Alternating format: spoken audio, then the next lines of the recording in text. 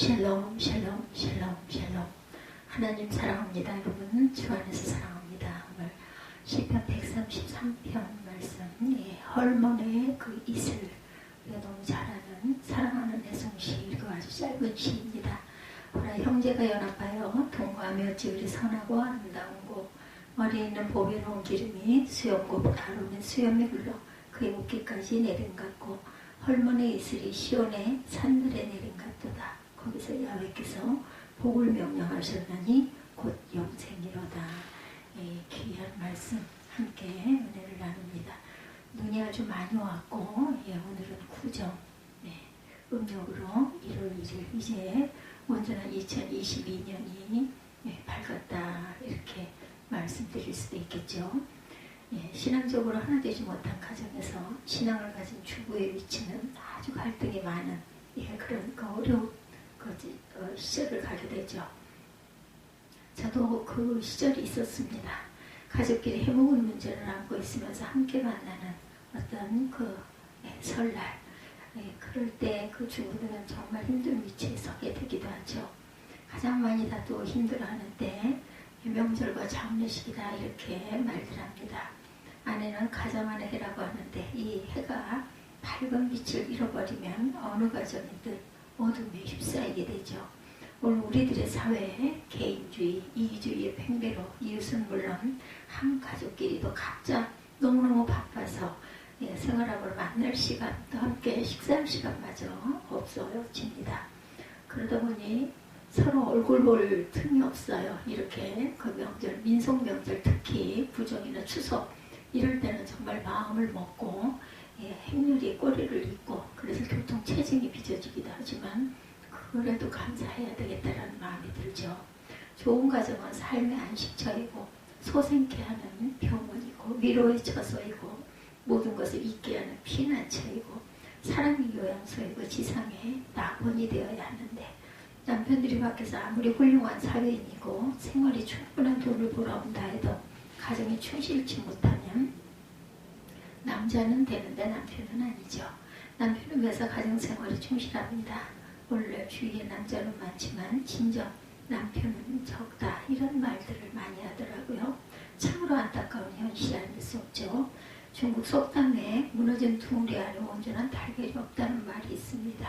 화병에 꽂혀있는 꽃은 아무리 아름다운 꽃일지라도 끝내는 시들버리고 말죠. 이는 뿌리가 원줄기에서 이미 잘려져 있기 때문입니다. 어느 사형수에게 당신이 마지막 하고 싶은 것이 어딥니까? 라고 물었더니 가정이라 이렇게 대답을 했다고 그래요. 우리 인간의 삶의 본분이 가정을 잘 만드는 데 있다는 것을 우리가 알아야 되죠. 그래도 어떤 가정이 진정 좋은 가정인지 밝게 깨닫게 되시기를 간절히 축복합니다. 오늘 말씀에 첫째로 연합의 기쁨을 누리는 가정, 연합의 기쁨을 누리는 가정, 형제가 연합하여 동거하며 지극히 선하고 아름다운 곳, 이렇게 증거되어 있어요. 바울과 누가의 연합, 그 친분은 어느 부자지간보다도 어떤 형제지간보다도 깊고 연합된 관계였습니다. 바울을 보호해 주었던 그런 젊은 그런 베베 있었죠. 바울을 위해서라면 목숨까지 내어놓을 수 있던 동업자 브리스길라와 아굴라가 또한 있었습니다. 바울과 함께 동역했던 전도대원을 위하여 먹을 것과 입을 것을 패는 가이오 같은 동역자가 또한 있었죠.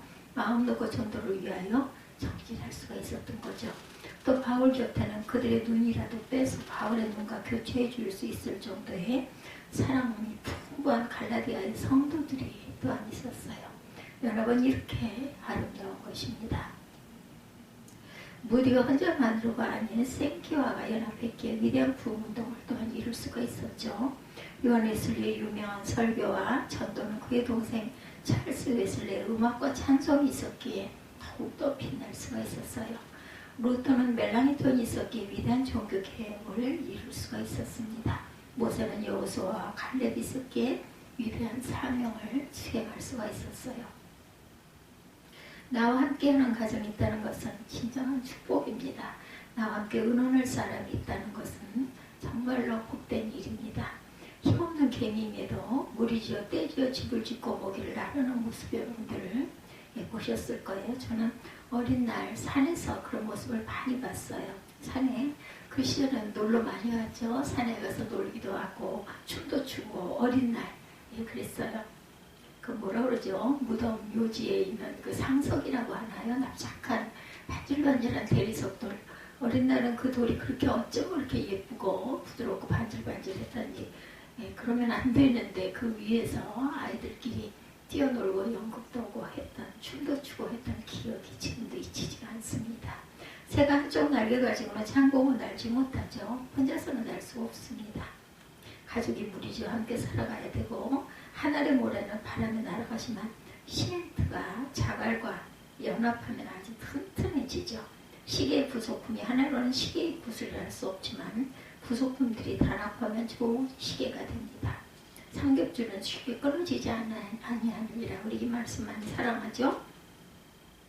젓가락 3개 또한 쉽게 부러지지 않습니다. 온 가족이 한 마음, 한 생각, 한 뜻을 품고 연합하는 가정이야말로 진정 축복받는 하나님의 가정인 줄 믿습니다.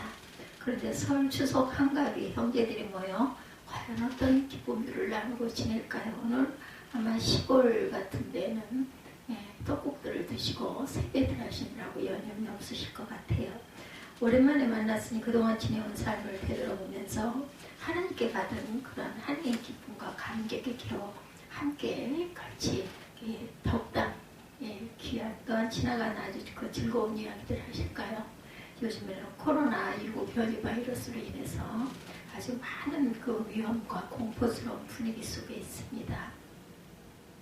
대부분의 가정에서 형제들이 모여 눈운동과 손운동에 치중하는 그러한 그 옛 기억 그것마저도 그립기도 합니다. 대표적인 눈운동, 여자들은 주방에서 음식 장만하느라고 여념이 없고 또한 이렇게 모여 앉아가지고 TV들을 보기도 하고 고스톱이라고 하죠. 즐겁게 그렇게 노는데 그 주부들은 또한 먹을 음식, 간식 만드느라고 아주 정신이 없고 이래서 뭐 명절 증후군이나 이런 이야기도 있었어요. 요즘도 그러하신지 모르겠습니다.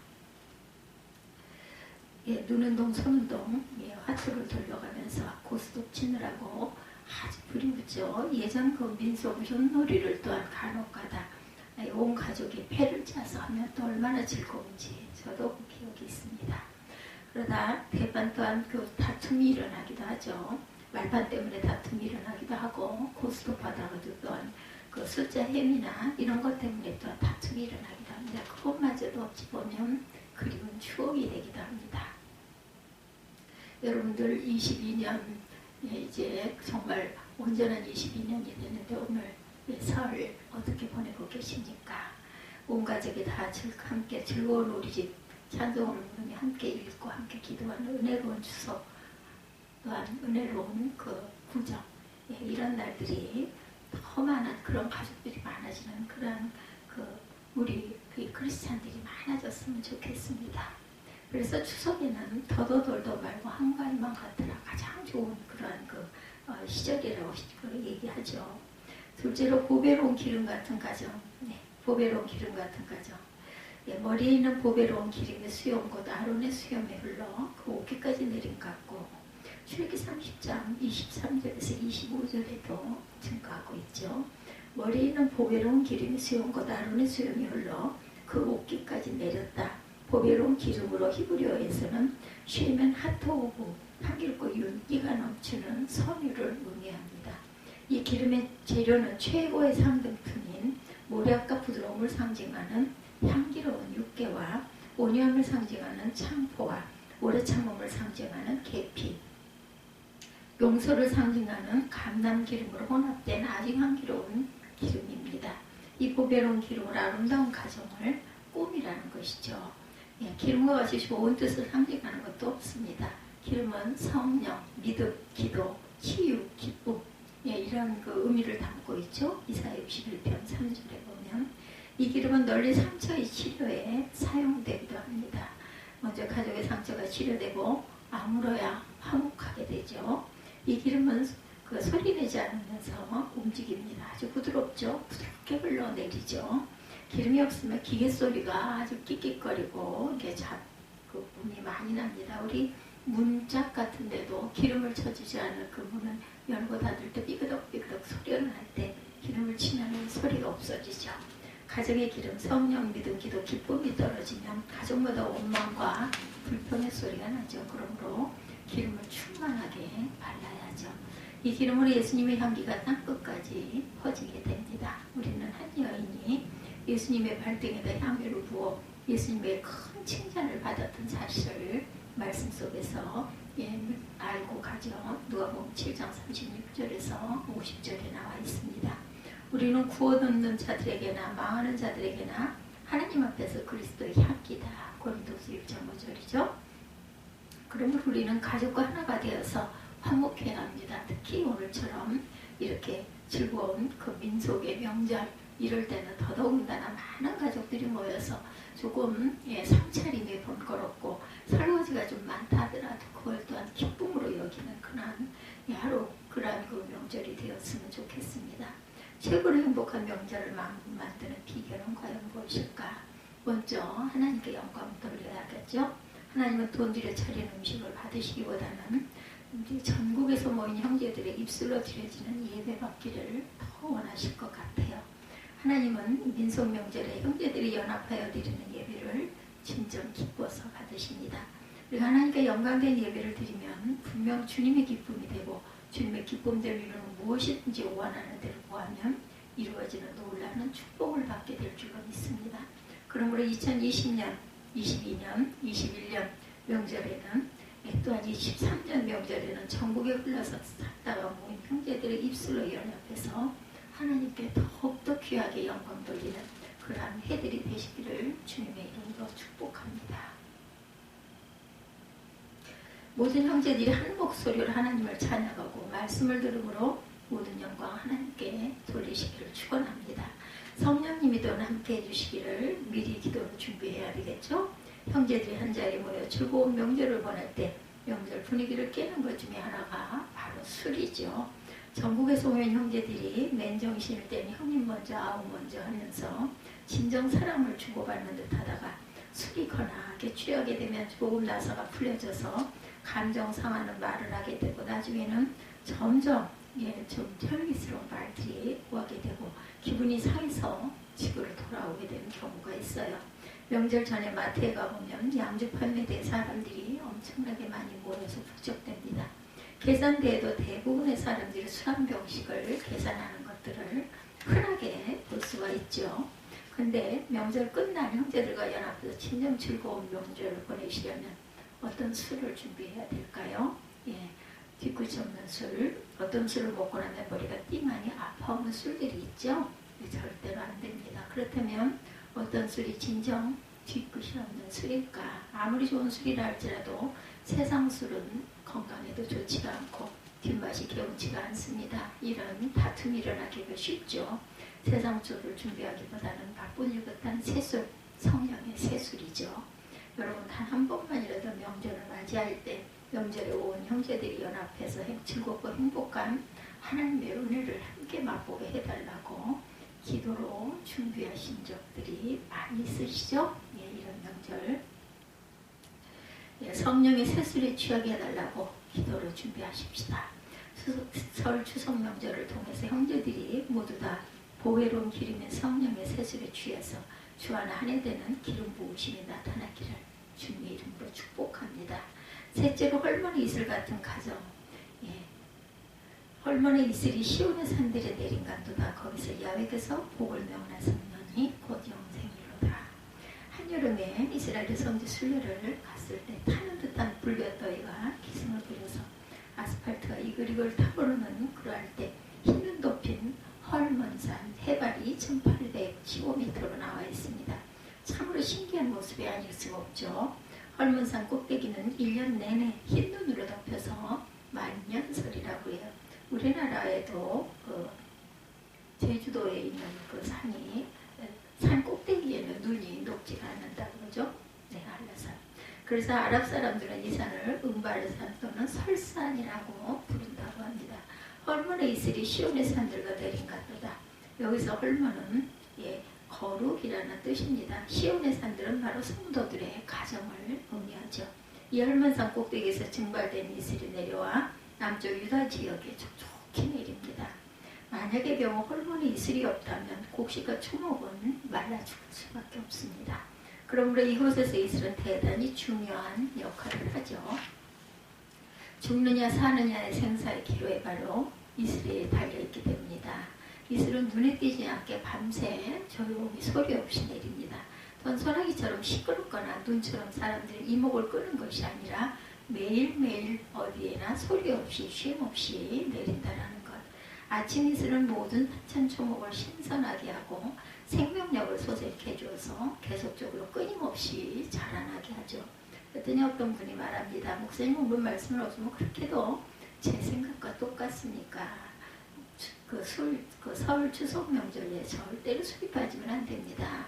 그리고 이슬하면 뭐니 해도 참 이슬이 최고입니다. 손가락을 치켜세우면서 이런 그 아주 그 유머스러운 그 이야기가 있어요. 오늘 이 시간 세상 사람들이 말하는 참 이슬이 아닌 하나님께서 말씀하시는 참 이슬. 성경 말씀을 보면 하나님 자신이 바로 이슬과 같다 말씀하고 계세요. 호세아 14장 5절이죠.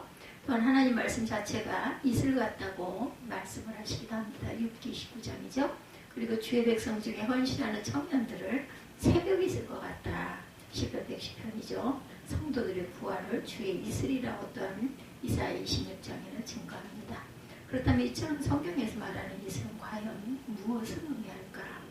이게 첫 번째 축복을 의미합니다. 이삭에게는 에서와 야곱이라는 쌍둥이 아들이 있었죠. 이삭이 늙어서 두 아들에게 축복 기도를 할 때 이슬처럼 되라고 축복 기도를 하고 있어요. 이삭이 야곱을 축복할 때, 이삭이 에서를 축복할 때, 모세가 요셉 지파를 축복할 때, 모세가 아셀 지파를 축복할 때, 이처럼 이슬은 축복과 관계가 있습니다.